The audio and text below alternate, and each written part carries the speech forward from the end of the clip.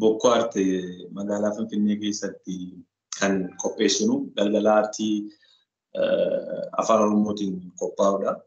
Kun immoo hundeeffama isaarraa kaasee dagaagina afaan keenyaa, aadaa keenyaa, kaalcharii qabnu promoot gochuu, kaalcharii qabnu gurguruu, kaalcharii qabnu akkamitti itti fayyadamnee afaan Oromoo, uummata Oromoo bifa kabachiisuu danda'uun, bifa aadaa isaa, seenaa isaa, duudhaa isaa eegeen akkamitti kan nuti gara fuulduraatti aartii keenya tarkaanfachiisu kan jedhurraatu kan bu'uureffame. Mee muudeedhaan bakka milkooftanii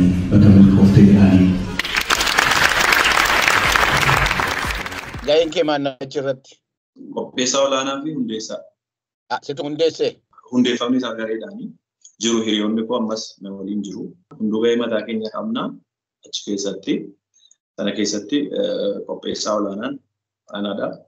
Maaltu irratti dhiyaata galgala Oromoo kan irratti galgala aartii Oromoo kan irratti maaltu dhiyaata?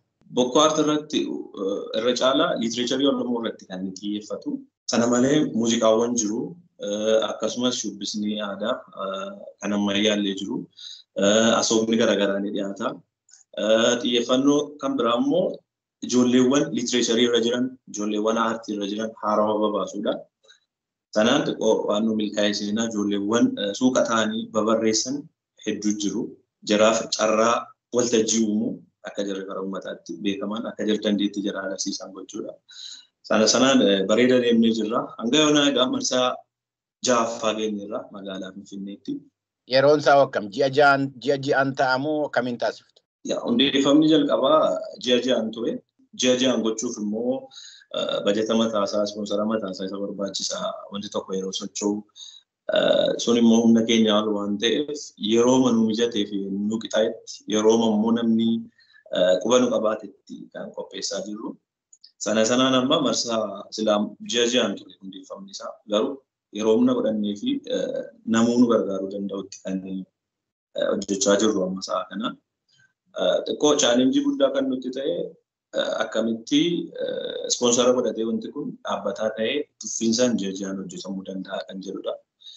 Sana chaalenjii guddaa kan nutti ta'e ofuma keenyaaf maallaqa kiisa keenyaa baasneeti kan hojjechaa jirru hanga yoona.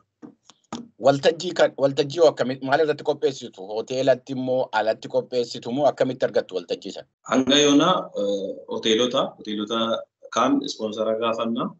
Kaan ammoo warri ispoonsara gochuu fedhii hin qabne immoo kafalleeti kan itti fayyadamaa turre.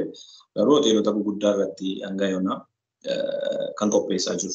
Hoteela sana booddee waltajjii irratti edda qopheessitanii booddee namootaan waltajjii sana irratti hirmaachuu hin dandeenye hojii keessan kana qophii keessan kana karaan ittiin geessiftanu maali? Karaan ittiin geessifnu miidiyaawwan nu wajjin hojjetan jiru. Miidiyaawwan sana keessaa kan mootummaas ta'e nus karaa yuutuubii keenya karaa uummataatiin hin geenya. Garuu qophiiwwan yeroo sanatti darban karaa miidiyaa garaagaraatiin TVwwan garaagaraa nu wajjin hojjetu jara faana hojjechaa ture. Mayoonaayi TV afaan Oromoo nu waliin ture. Jara illee asumaan teenkii jechuun hin barbaada. Galataa argatanii. Kafaltii tokko malee nu dabarsaa turanii jaras galateeffachuu barbaada. Miidiyaawwan waamnu hunduu gumaacha nu godhaa turanii hundayyuu galatoomaa jechuun hin barbaada. Karoorri keessanii hoomaan fuulduratti babal'isuudhaaf Finfinneen alatti bahuudhaaf maanni karoorri isin qabdan? Jira taateewwan jiru magaalota Oromiyaa guddaa keessatti ivanticha qopheessaa turu gochuudha. Yaadni keenya kan fuulduraa. Itti fufiinsaan nuti humna horannee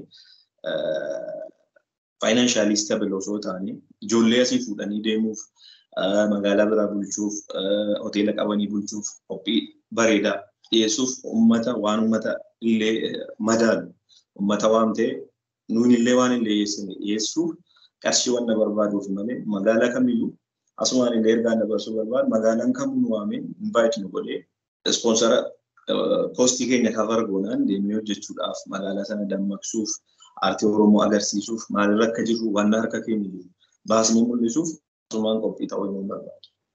Ati qopheessaa hundeessaa bokkuu aartii ta'uudhaan alattis ofii keetii fi walaloo kana walaloo gaggaarii akkati barreessitu nan beeka. Walaloo kee tokko immoo sooshaal miidiyaa irratti dhagahe ijoollummaatti keenyatti adeebinu waan jedhu tokko. Jirte meeshaas dur yennaa daa'imummaa qaamaan osoo hin ga'in qalbiidhaan dulloomne furrii baannee funyaanitti dhiirsaaniitii jabana taphanne hin gowwoomne. Migiraan ijjeerree mana sobaa jaarree wajjin biyyee daaknee wajjin dhoqqee laaqnee jilbeenfannee jilbeenbii qabannee hirriba sobaa rafnee gangalannee kaanee bakka yaadni geenyee bakka yaadaa geenyee akka yaadni hin taane tola maqaa baanii hin gowwoomne.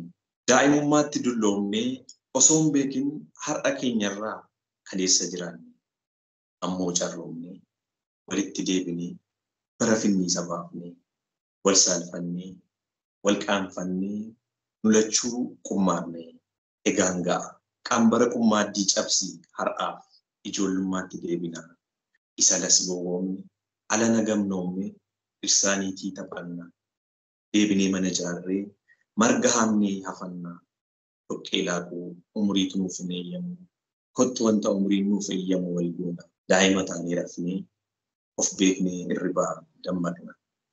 Jetti ishiin kun